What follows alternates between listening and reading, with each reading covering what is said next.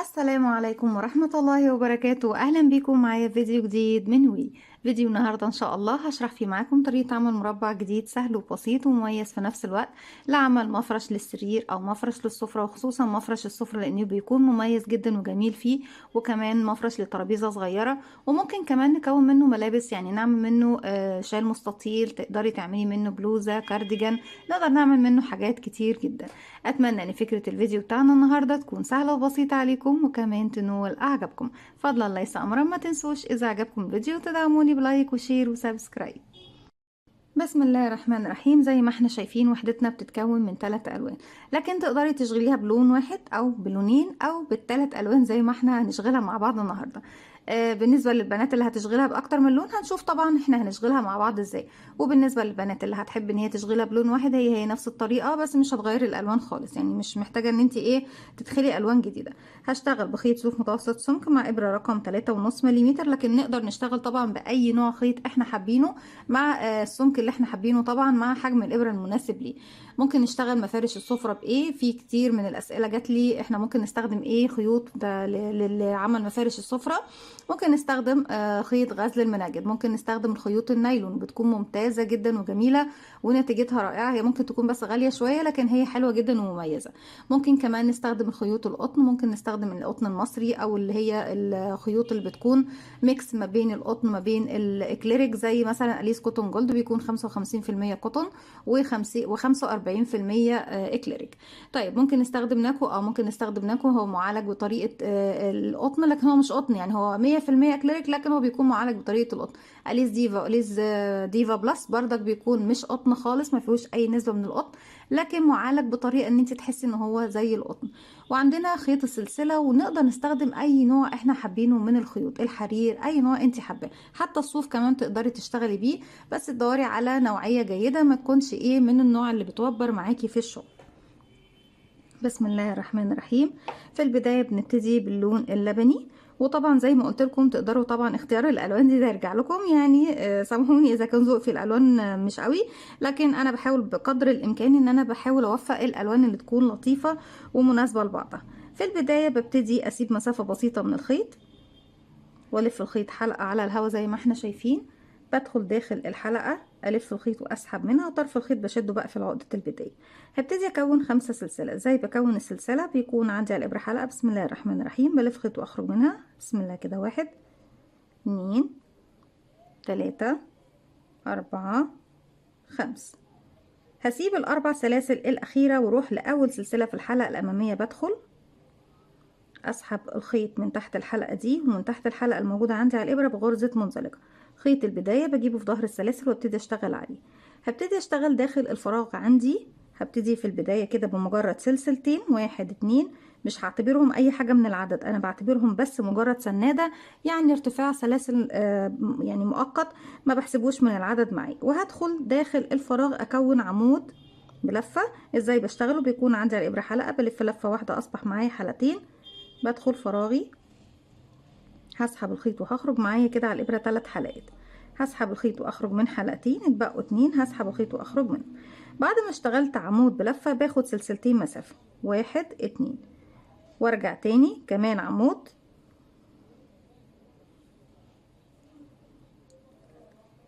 بعد ما كونت العمود هاخد سلسلتين، 1 2، ارجع تاني بكون كمان عمود، 1 2 سلسلة. يعني بكرر دوت لغاية ما يكون معايا 8 عمود بلفة، وبعد كل عمود بشتغله باخد سلسلتين مسافة. هكمل وارجع لكم. في نهاية السطر أصبح معايا بسم الله 1 2 3 4 5 6 7 8 عمود بلفة، وما بين كل عمود وعمود في سلسلتين. هروح لأول عمود اشتغلته بقفل بغرزة منزلقة، وهبتدي أضيف اللون الجديد. هجيب اللون الجديد، بقفل عقدة بداية زي ما اشتغلنا بداية الشغل خالص. هسحب الحلقة الجديدة من تحت الحلقة الموجودة عندي على الإبرة، وبسحب أطراف الخيوط كلها معايا في الخلف.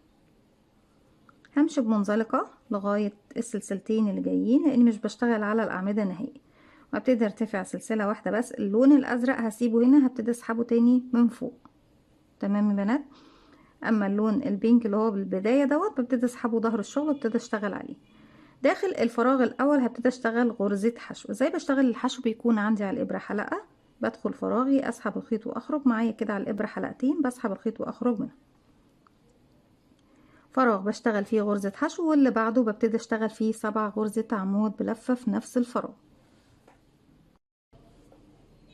بسم الله كده. 1 العمود الأعمدة كلها، يعني العمود ده بسيبه والأعمدة كلها ما بشتغلش عليه. 2 3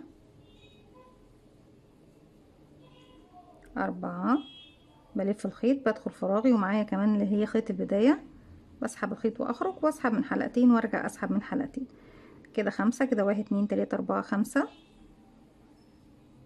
6 7.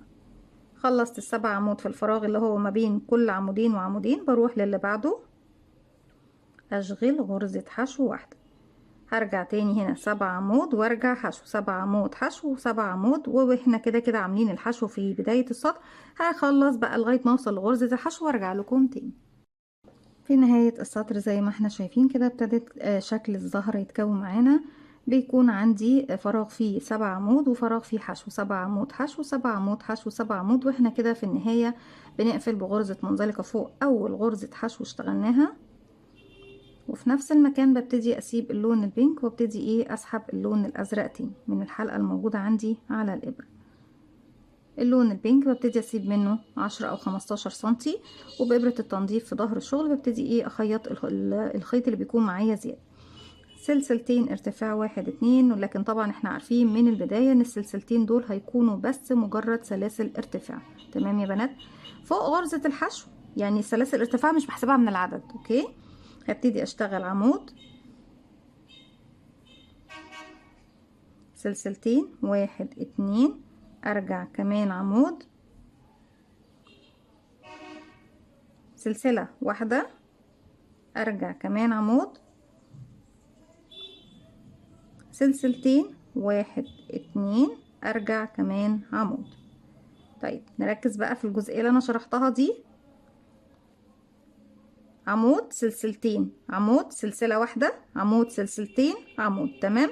يعني انا ما لخبطتش في حاجة. في بنات بيقولوا لي انت هيقولوا لي طبعا انت نسيتي وعملتي في المنتصف سلسلة. لا، انا قصدي ان انا اعمل في المنتصف سلسلة واحدة بس.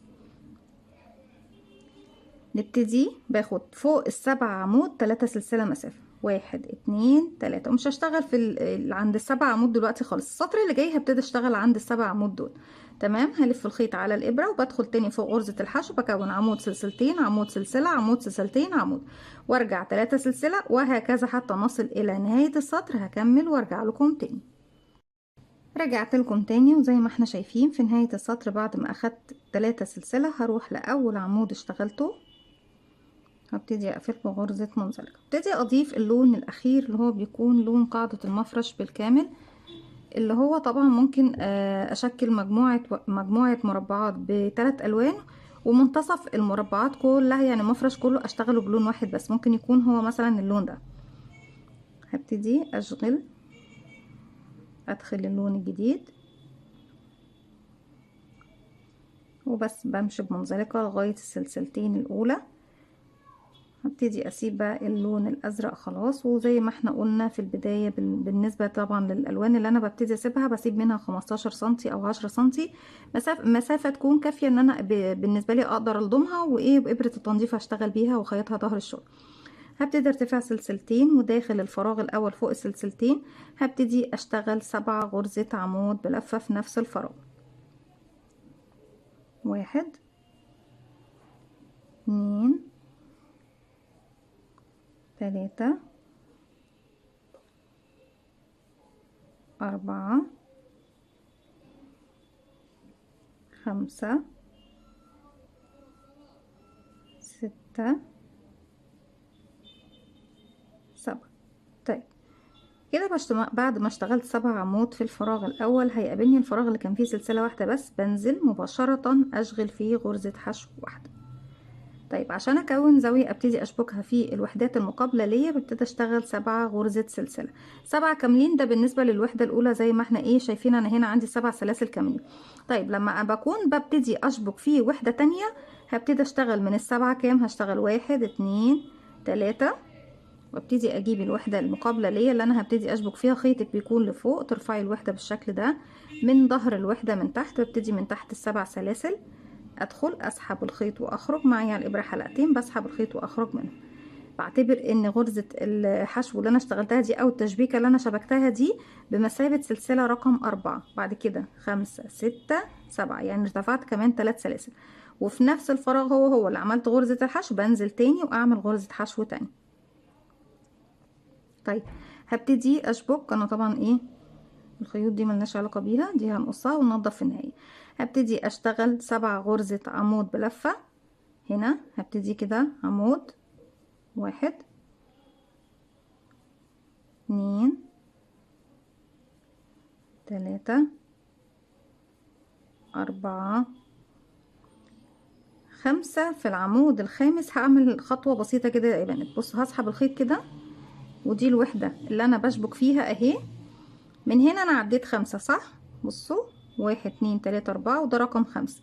من هنا هعد 1 2، وفي رقم 3 هدخل. اوكي، لو جيت عديت من هنا من الجهة التانية دي هعد 1 2 3 4، وده رقم 5 بالنسبة لي. خلاص هسحب الحلقة دي من تحت العمود دوت، وابتدي اكمل العمودين الباقيين معايا. 1 2. طيب كده شبكت الزاوية، شبكت الأعمدة هنا، وزي ما شفنا طبعا أماكن اللي أنا بشبك فيها الأعمدة مع بعضها. هنا هيكون عندي الثلاث سلاسل اللي بتكون فوق السبع عمود بلفة. أنا هشتغل فوقيهم غرزة حشو، بس مش هشتغل من فوق السلاسل نفسها، لا هشتغل من هنا. هعد بقى، أنا عندي كده عمود 2 3، عمود 1 2 3، فرقم 4 بنزل من تحت حرف الفي، وبيكون معايا على الإبرة زي ما احنا شايفين موجودة عندي على الإبرة. بسحب وبشغل غرزة حشو بالشكل ده. برجع تاني الف الخيط على الابرة. هنا هشتغل 7 عمود، 1 2 3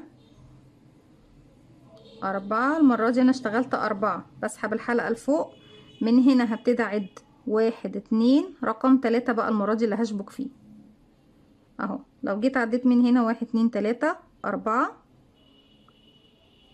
سيبناهم من الجهة دي. تمام يا بنات؟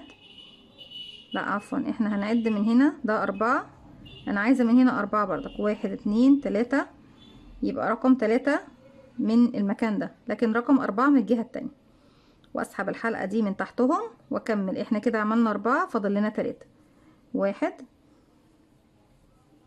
2 3، غرزة حشو زي ما احنا شايفين بالشكل ده اهو. 7 سلسلة هشتغل منهم 3، 1 2 3، وانزل من تحت السبع سلاسل اللي في الخلف، اسحب الخيط واخرج معايا على الابره حلقتين، هسحب الخيط واخرج منهم كده بكون شغلت غرزه حشو. 3 سلسله، 1 2 3، وبكده بكون كملت السبع سلسله. في نفس الفراغ هو اللي شغلت فيه حشو، بشغل حشو ايه تاني بالشكل ده زي ما احنا شايفين. بصوا هنبص نلاقي ان وحدتي خلاص. بصوا بقى الزوايا دي هتتسحب مع الوحدتين اللي هيكونوا معاهم هنا برضك. بشبك الزاوية المربع اللي هيكون هنا الزاوية بتاعته هنا، والمربع اللي بيكون هنا برضك بشبك في نفس الزاوية الموجودة هنا.